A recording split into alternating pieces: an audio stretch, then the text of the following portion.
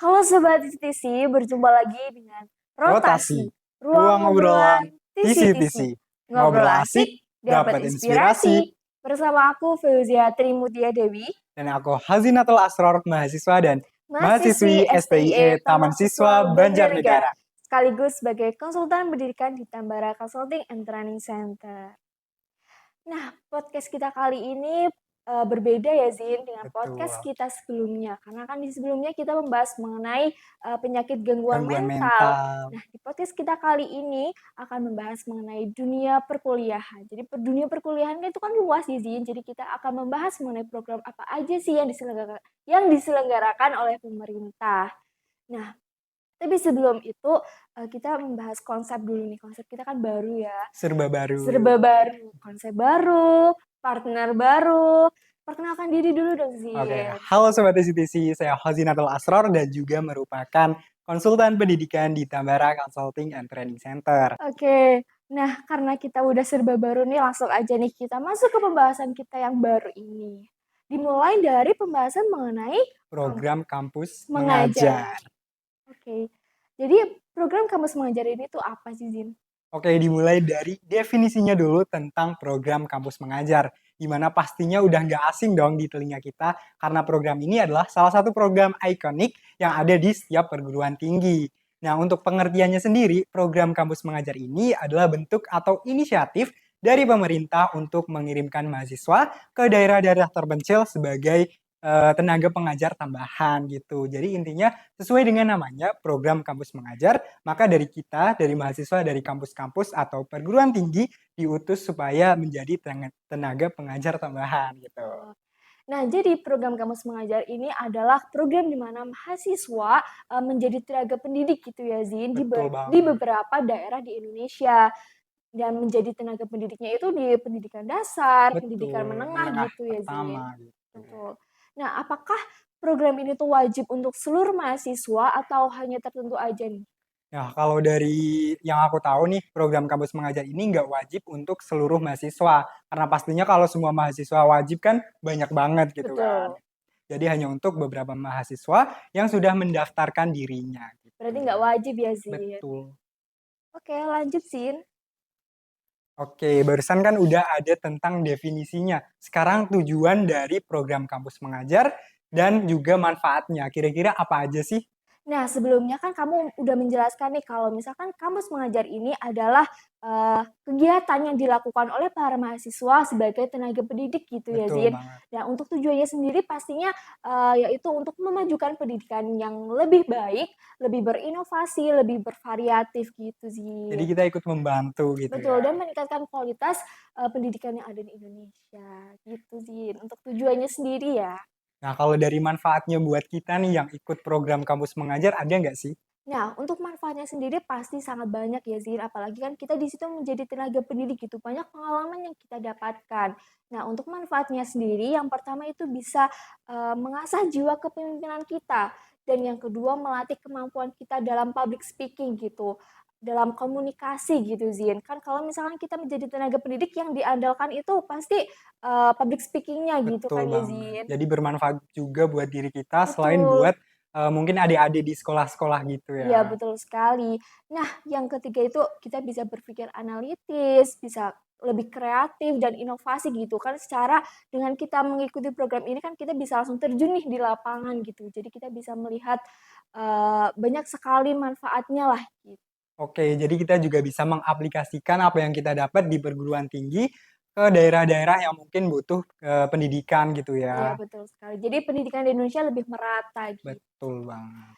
Nah, dari programnya sendiri kan, ini adalah kampus mengajar gitu, pastinya kita itu mengajar ya, Zin. Nah, kalau misalkan aku, ikut nih dalam program ini gitu, terus aku dinyatakan lolos dan kegiatan apa sih yang aku lakukan sebelum aku benar-benar, melaksanakan tugas tersebut gitu?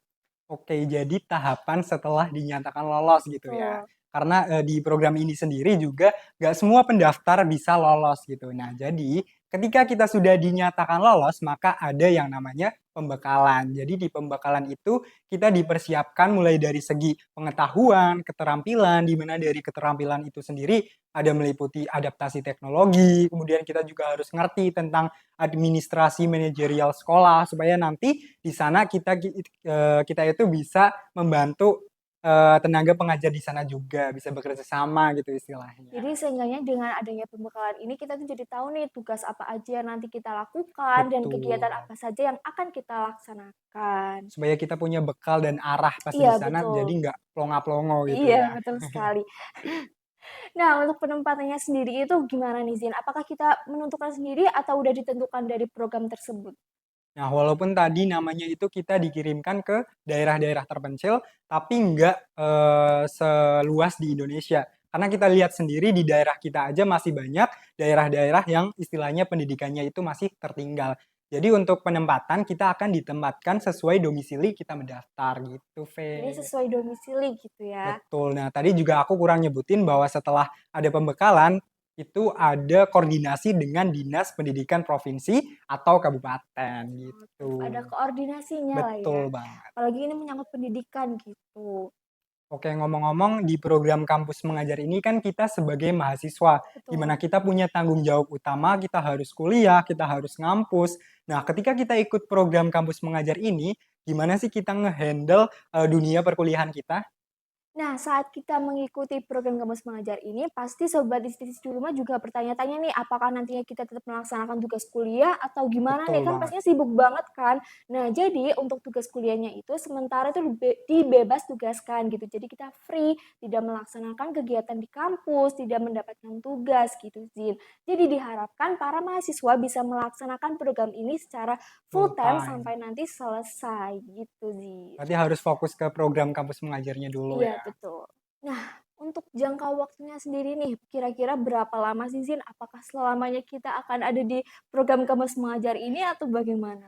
Oke, pastinya nggak selamanya dong, karena untuk durasinya sendiri kita cuman ikut program kampus mengajar ini selama 1 semester atau 6 bulan. Jadi nggak selamanya Oh, gitu jadi ya. cuma 6 bulan ya, Zin, nggak Betul. lama-lama Iya, gitu. nggak terlalu cepat dan nggak terlalu lama gitu. Nah, apakah kalau misalkan kita udah selesai dalam program ini, tetap ada kegiatan lainnya atau langsung bebas aja nih tugasnya? Oke, jadi masih ada tahapan ketika kita sudah selesai melaksanakan tugas di program kampus mengajar. Nah, untuk stepnya sendiri adalah yang pertama kita membuat laporan diri ke perguruan tinggi atau program studi asal. Kemudian setelah itu kita juga membuat laporan penyetaraan program kampus mengajar ke dalam mata kuliah Jadi tetap gitu. aja ya, kita harus membuat laporan untuk tugas kuliah kita. Betul, sebagai bentuk selama 1 semester kita nggak ikut di bangku perkuliahan gitu. Oke, jadi tetap aja lah ya.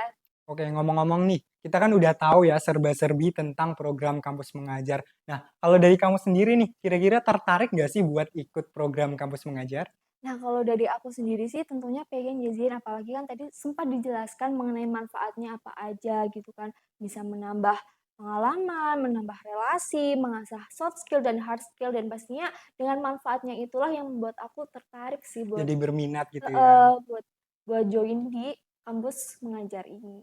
Jadi lebih semangat dengan benefit yang ditawarkan tuh banyak Iya banget ya. betul sekali, untuk masa depan itu pasti sangat diperlukan gitu. Betul. Kalau dari kamu sendiri nih, kamu tertarik nggak sih buat join di kampus mengajar ini? Pastinya jawaban aku sama kayak kamu karena, program ini menawarkan begitu banyak manfaat ya, Betul. terutama kita sebagai mahasiswa bisa ikut andil bagian untuk memajukan pendidikan di Iya, Indonesia betul banget. gitu. Itu yang paling penting. Jadi sebagai mahasiswa nggak hanya manfaatnya untuk kita, tapi bisa Betul, bermanfaat untuk seluruh, masyarakat betul gitu. banget, setuju ya. Pastinya sobat isi-isi di rumah juga setuju dong. Oke, yang terakhir nih Zian pembahasan kita kali ini. Kan tadi kita udah membahas mengenai manfaatnya apa aja, definisinya apa aja, dan penempatannya gitu kan. Nah sekarang nih kalau misalkan kita mau join itu apa aja sih persyaratannya gitu. Barangkali sobat isi di rumah ada yang mau join nih udah tertarik dari awal gitu. Coba bisa dijelaskan? Oke, pastinya ada dong tips and trik buat sobat isi-isi di rumah yang tertarik untuk bergabung ke program kampus mengajar. Nah, tapi sebelumnya karena aku pun belum pernah mengikuti program kampus mengajar, aku dapat tips ini dari kakak tingkat aku yang pernah melaksanakan program kampus mengajar. Nah, untuk sobat isi-isi di rumah bisa langsung ambil ballpoint, terus catat tips and trick yang akan aku berikan. Nah, untuk yang pertama kita harus cari informasi yang valid dulu nih, karena banyak biasanya informasi-informasi yang nggak jelas gitu ya, yang biasanya malah menyesatkan gitu. Nah, kemudian yang kedua, kita juga harus melengkapi semua berkas yang dibutuhkan. Karena tadi juga udah sempat kita singgung ya, bahwasanya pendaftarnya nggak cuma 1-2 orang, jadi kalau kita mau lolos, kita juga harus menyiapkan semua berkas-berkas dengan baik. Harus teliti gitu Betul. ya. Jadi kita harus mempersiapkan dokumen secara teliti gitu. Betul banget. Kemudian yang ketiga, kita juga harus melakukan riset tentang institusi terkait. Apalagi kita juga harus melakukan riset ke sekolah-sekolah yang kita tuju gitu kan. Kita harus tahu kondisi di sana gimana supaya nanti saat melaksanakan tugas itu kita nggak bingung gitu. Betul. Nah, kemudian juga ada sesi wawancaranya. Maka sobat isi-isi di rumah juga harus menyiapkan diri untuk wawancara Jadi gitu. setelah kita mempersiapkan berbagai dokumen, kita harus tetap melaksanakan seleksi, yaitu seleksi wawancara. Wawancara.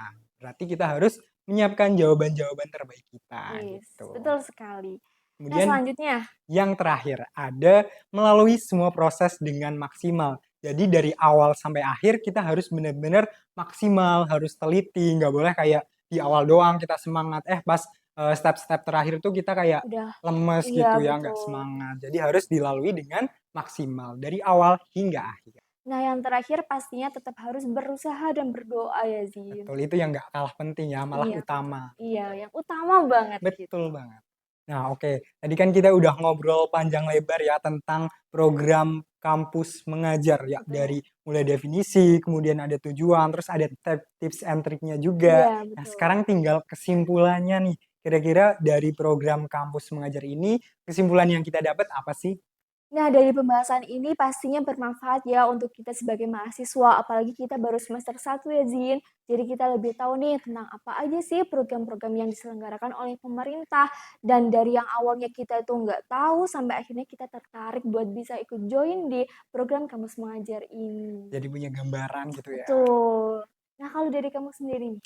Nah, kalau dari aku sih kurang lebih sama kayak kamu ya, di mana kita jadi tahu apa itu program kampus mengajar, kemudian jadi lebih semangat juga, lebih tertarik dan berminat, kemudian juga bisa mempersiapkan diri dari sejauh-jauh mungkin gitu ya. Karena mungkin beberapa mahasiswa itu taunya tuh kayak dadakan gitu, jadi mereka belum memiliki persiapan yang matang Betul gitu. Nah, sekali. kemudian kita sebagai mahasiswa juga nggak cuma kayak kuliah pulang gitu kan. Iya, Kita harus ikut andil bagian untuk memajukan pendidikan di Indonesia. Indonesia gitu. Oke, betul banget ya, Zin. Jadi kita sebagai mahasiswa harus turut andil dalam memajukan pendidikan di Indonesia. Oke, jadi penutup kita kali ini ditutup dengan kesimpulan Kesimpulan. tadi nih, gitu. Jadi terima kasih untuk Sobat ICTC yang sudah menonton dari awal sampai akhir. Semoga pembahasan kita bermanfaat dan bisa mengedukasi Sobat ICTC di rumah. Dan nantikan terus pembahasan kita selanjutnya mengenai dunia perkuliahan yang pastinya lebih bermanfaat dan lebih menarik lagi. Jangan lupa follow akun Rotasi di Spotify dan jangan lupa subscribe YouTube channel Tambara CTC. Dan untuk sobat TCTC yang ingin bekerja sama atau memiliki ide konten baru rotasi, bisa DM melalui Instagram kami @tambara_ctc. Thank you for watching and see you. Bye bye. Bye-bye.